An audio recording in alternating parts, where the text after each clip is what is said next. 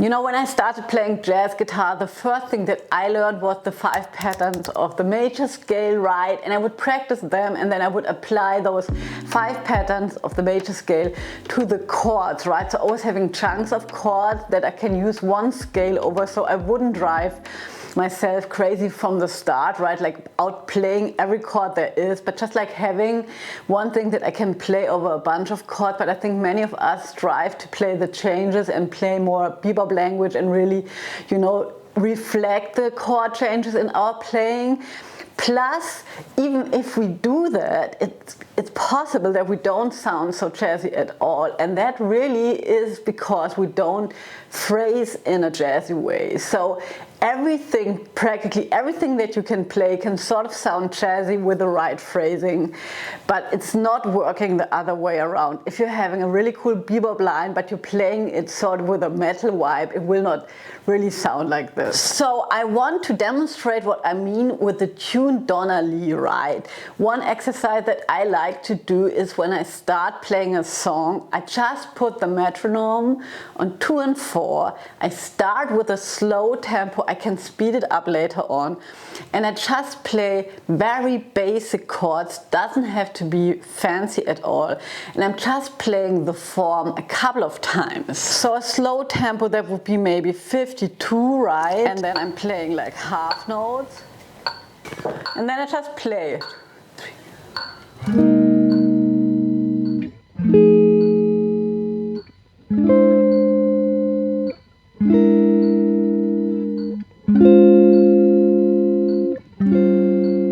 So I start like this because I think about songs sort of as organic beings, right? I have to bring them to life. I like to have the feeling for the song in the room, right? And I do that by playing the chords over and over again and just getting into it, but not stressing about doing something crazy. I'm playing on the 1 and the 3.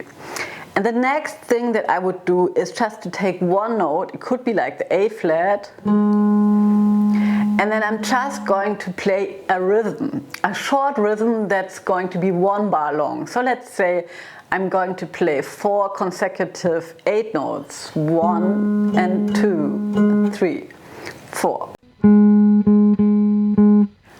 4. I decide the last note is short, and then I just try to play the same thing, just focusing on the rhythm.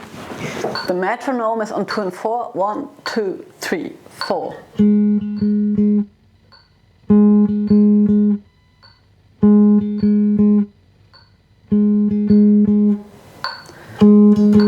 And do that for a while.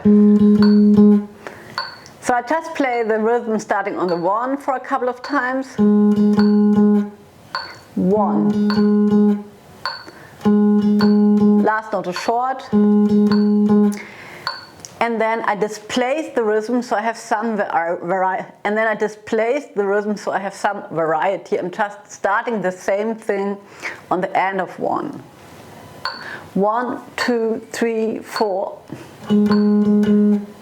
1 and 2 and 3, 4, 1.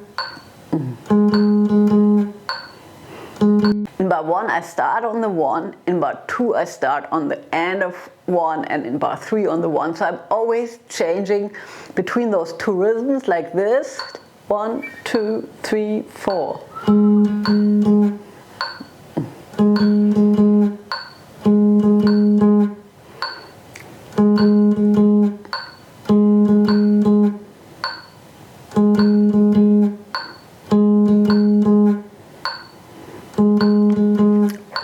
And I just start like this. I can clap the rhythm, I can play the rhythm with the metronome on the quarter notes if it's hard for me to get into the metronome on the 2 and 4.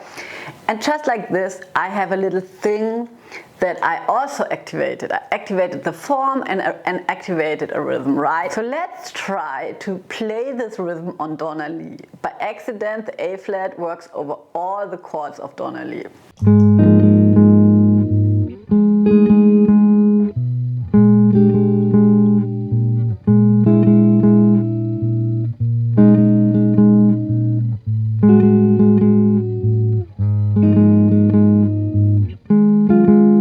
I'm still taking it really easy, just playing this rhythm, slow tempo, one note. Now I'm going to improvise a little bit, and I'm just basically improvising with the stuff that I would always use. So I'm not, implementing any new concepts or licks, but I'm saying, I already know pretty much of the stuff. Let's use it, but let's have a restriction, and the restriction would be I'm playing this rhythm. But I'm not driving myself completely crazy, so I'm trying to start like this very strictly, and then I'm going to just see where it leads me, right? So I can leave it. I'm trying to sort of still play 4 notes together, right? So let's see how that works.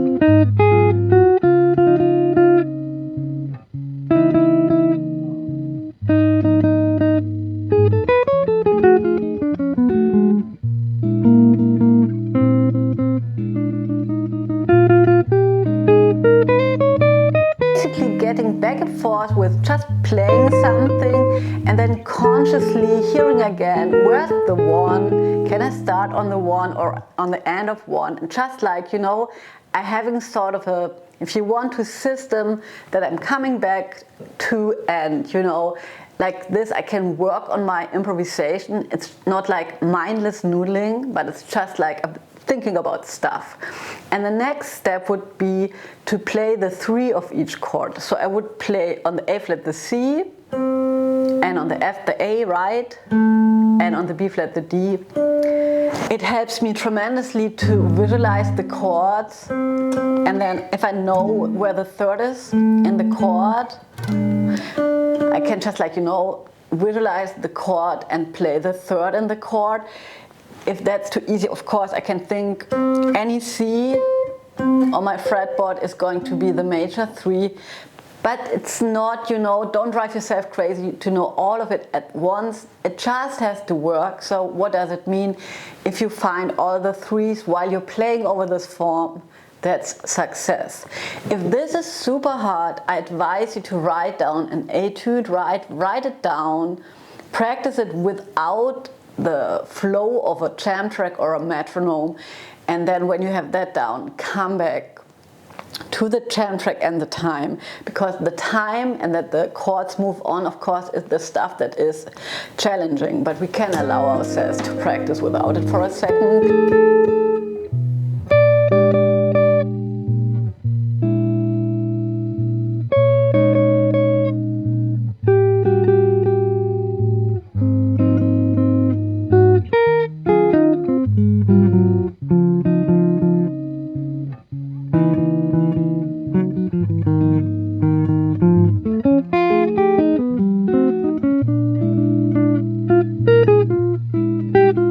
And so basically like this, I played a couple of choruses and I was conscious about what I have been playing. Now let's do this a little quicker, and you'll be surprised how much cooler it sounds, because they're really like specific tempis where the 8-note lines start to sound cooler. So let's have 70. So I'm going to play the A flat one more time.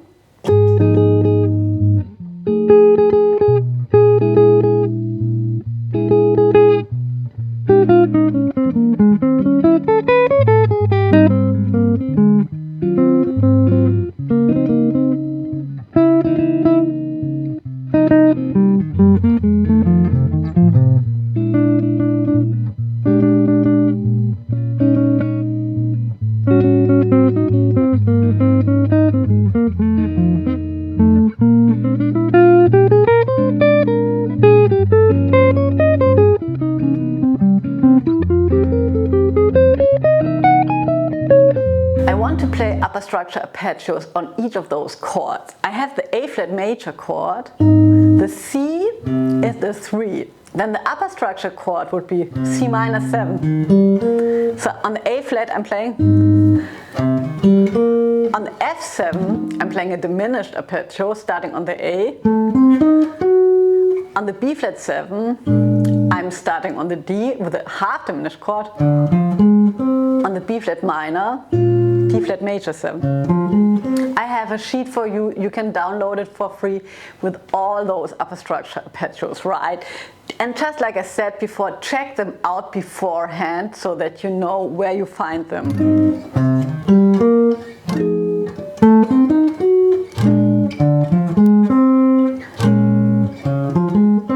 And then again, I'm just going to amp up the speed a little bit.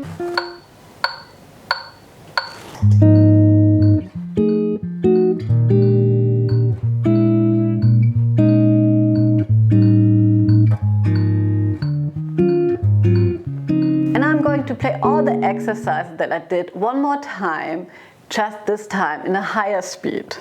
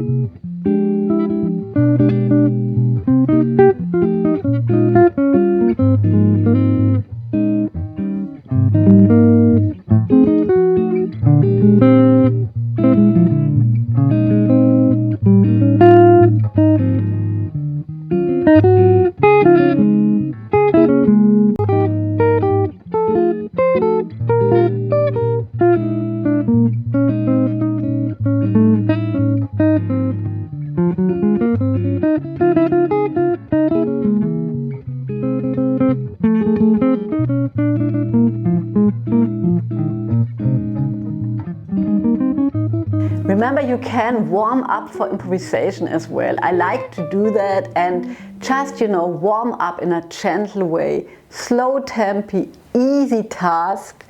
It doesn't always mean when we practice improvisation that we improvise all the time. We can have tasks like playing a rhythm, playing a 3 on a chord. Give yourself those tasks, and at the end of your practice routine, you can just play freely, and you'll be surprised how much those little exercises will transform your playing. They'll generate fresh ideas for you.